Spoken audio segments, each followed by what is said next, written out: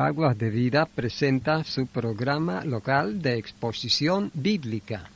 La lectura en las Sagradas Escrituras que leemos este día está en Juan, capítulo 1, versículo 1 al 3 y el versículo 9 al 14. Dice así la palabra de Dios. En el principio era el Verbo, y el Verbo era con Dios, y el Verbo era Dios. Este era en el principio con Dios. Todas las cosas por Él fueron hechas, y sin Él nada de lo que ha sido hecho fue hecho.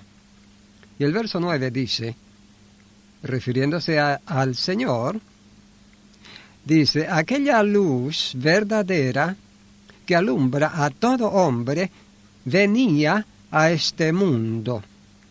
En el mundo estaba, y el mundo por él fue hecho, pero el mundo no le conoció. A lo suyo vino, y los suyos no le recibieron. Mas a todos los que le recibieron, a los que creen en su nombre, les dio potestad de ser hechos hijos de Dios, los cuales no son engendrados de sangre, ni de varón, ni de voluntad de carne, ni de voluntad de varón, sino de Dios. Y aquel Verbo fue hecho carne y habitó entre nosotros, y vimos su gloria, gloria como del unigénito del Padre, lleno de gracia y de verdad. Es la porción bíblica que presenta prácticamente el tema del Evangelio y a su vez en modo relevante, por supuesto, que el Evangelio es noticia con respecto al Señor Jesús, buena noticia, y el texto aquí se dirige, refiriéndose, sí, a la persona del Señor. De ello podemos tomar un poco de información acerca de la identidad del Señor Jesucristo. Lo cierto es que ello no lo podemos lograr mientras estemos aquí, en esta vida. El apóstol Pablo dijo, ahora conocemos en parte, ahora vemos como por un espejo, pero entonces veremos cara a cara, y entonces seré conocido, conoceré como fui conocido. De modo que esta luz, como dice el texto, está brillando y llegando a la comprensión de los redimidos progresivamente. Y llegará el momento cuando en la transformación del cuerpo y mediante ser arrebatados para conducirse Él con nosotros, arribando a la gloria eterna donde actualmente Él se encuentra, cuando lleguemos en ese estado glorioso, vamos a reconocer y vamos a comprender totalmente su identidad. Pero mientras tanto algo podemos abordar, algo podemos conocer en este conocimiento progresivo, glorioso de su persona. La realidad del tema se resume en las Escrituras con la palabra nombre.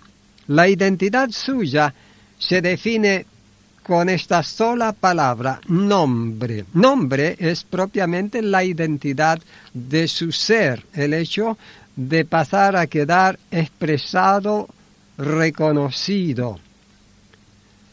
Y es así que el texto nos habla de este asunto, presentando al Señor.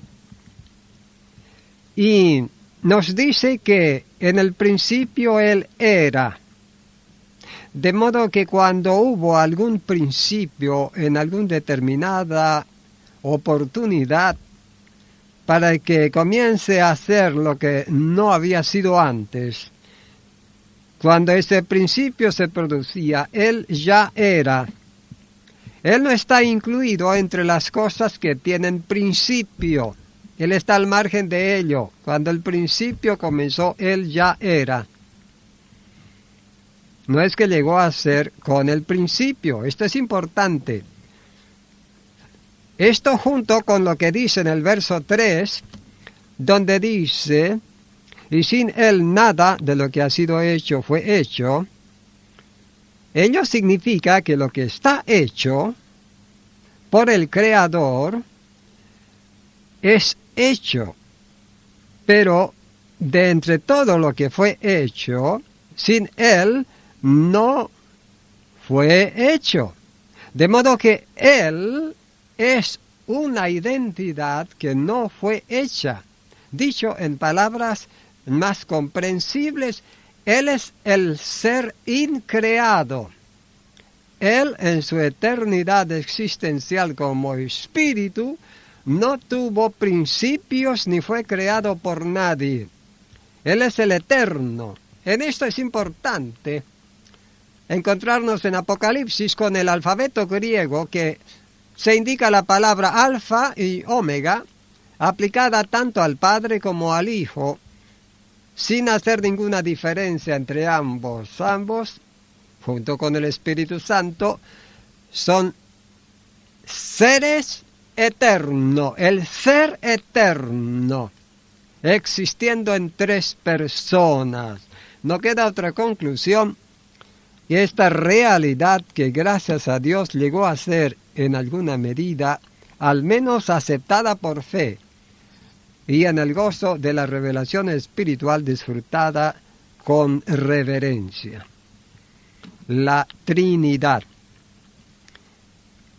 En el principio era el Verbo, y el Verbo era con Dios, y el Verbo era Dios. El Verbo era Dios. Este era en el principio con Dios. Él estaba con Dios porque entró en la ejecución del propósito divino de producir el cosmos creándolo de la nada. En Hebreos dice, siendo hecho lo que por la palabra de Dios. Dios por eso se llama Dios con mayúscula, porque Él es el único todopoderoso. Hay dioses que toman de ese nombre a modo de ser en algún modo parecido, pero jamás pueden, por supuesto, llegar a ser igualados. No ignoremos que Lucifer, en oportunidad de ser perfecto, tanto como Dios lo había creado originalmente, él llegó a pretender ser semejante al Altísimo. Pensaba en algún modo tener una comparación de igualdad. Pero es así que ello le sirvió para extraviarse y caer en la soberbia horrible de la destrucción condenable, que es la mentira que engaña y destruye, porque nadie puede ser como Dios. Entonces, sin embargo, aquí está el Señor Jesucristo, el Verbo, antes de tomar ese nombre humano. Y Él era con Dios y era Dios. Y en Filipenses 2 dice que Él es, siendo en forma de Dios, no tuvo por usurpación ser igual a Dios. Allí aparece la palabra igual. De modo que la diferencia no existe en las personas de la deidad, y una de entre ellas es el Señor Jesucristo, el Verbo, antes de que se encarnó. Y es así que Él llegó a ser también hombre mediante tomar nuestra naturaleza para sí, encarnándose en el seno de la Virgen María, tanto como lo profetizaron desde milenios atrás allí el año 700 y algo antes de Cristo, en modo textual lo dice Isaías, y allí Dios lo pronuncia en Génesis como simiente de la mujer, sin incluir al varón, cuando juzga el pecado de nuestros primeros padres en el capítulo 3. De modo que Él se encarnó. Hay una nota referente a su identidad, y dice que el Verbo fue hecho carne. Jesucristo es único, porque era Dios desde toda la eternidad y, con todo, se unió a la humanidad, de suyo pecadora, en la encarnación. El Dios hombre poseía todos los atributos de la deidad, Filipenses 2:6, y los atributos comunes a la humanidad, aparte del pecado, y existirá para siempre como Dios hombre en su cuerpo resucitado. Hechos 1:11 y Apocalipsis 5:6. Solo el Dios hombre pudo ser un salvador adecuado, porque debía ser hombre a fin de poder sufrir y morir. Y debía ser Dios a fin de hacer que su muerte fuese eficaz como pago por el pecado. El uso de la palabra carne contradice a la enseñanza gnóstica de que la deidad pura no podía unirse con la carne. Esto decían los gnósticos, ¿no? Ellos enseñaban que el espíritu es totalmente irreconciliable con lo físico, con lo carnal, con lo cósmico, y estaban con eso inventando y creando una doctrina totalmente errónea, como rivales de los apóstoles en el primer siglo, ¿no? La cual, la carne, era considerada por los gnósticos como enteramente mala. Pero Dios es el que no tiene fronteras, no conoce límites, y su presencia y su acción es lo que transforma, cambia y produce lo existente de la nada.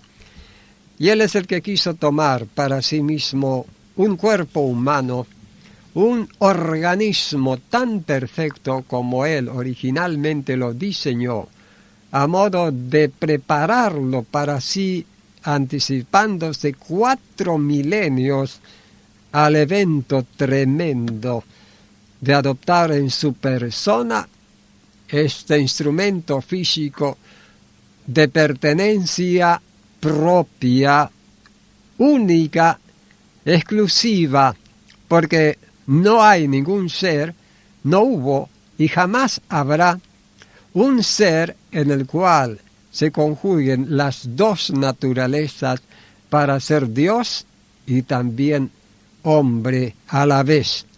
Él es el que así asumió ambas naturalezas con el propósito de constituirse realmente en el instrumento apropiado que necesitamos nosotros para disfrutar la eterna bendición de ser redimidos en el costo de su sangre, en el sacrificio de su vida humana, que Él la expuso como precio de rescate, como valor sin límites de una compensación, de una paga, de una cancelación de deuda que contrajo la humanidad con el Creador a causa del pecado que nos caracteriza tristemente a todos. Pero Él vino a encarnarse en la naturaleza de nosotros,